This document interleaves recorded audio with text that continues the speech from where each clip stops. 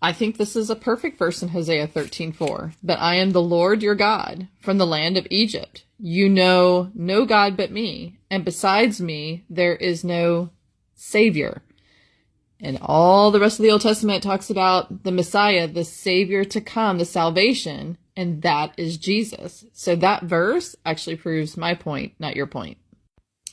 Deuteronomy 4:35, no issue here. We agree. To you it was shown that you might know that the Lord is God. There is no other besides him. Yes, absolutely. There is no other God besides Yahweh. Now, the very mention of Deuteronomy 32 actually shows a lack of study, because the entire chapter of Deuteronomy 32 is good for a dissertation of a doctoral student. And actually one did do that, Michael Heiser.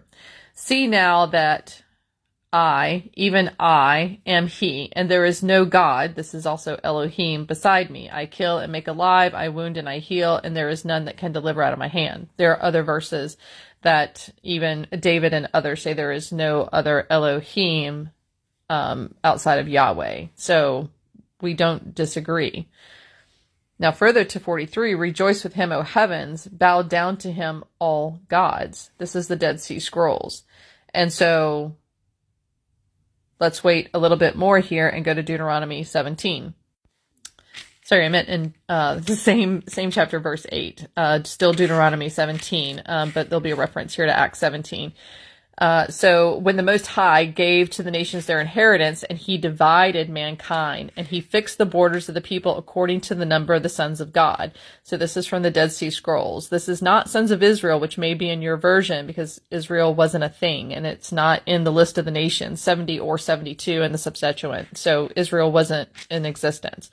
But the Lord's portion is his people, Jacob his allotted heritage. So Israel was God's people, and he divided all the Gentiles up into nations under the authority of the sons of God. They were supposed to act on his behalf. He's like, if you're not going to listen to me and you're going to sacrifice the demons, then I'm going to put you under the authority of his council, as opposed to directly to him.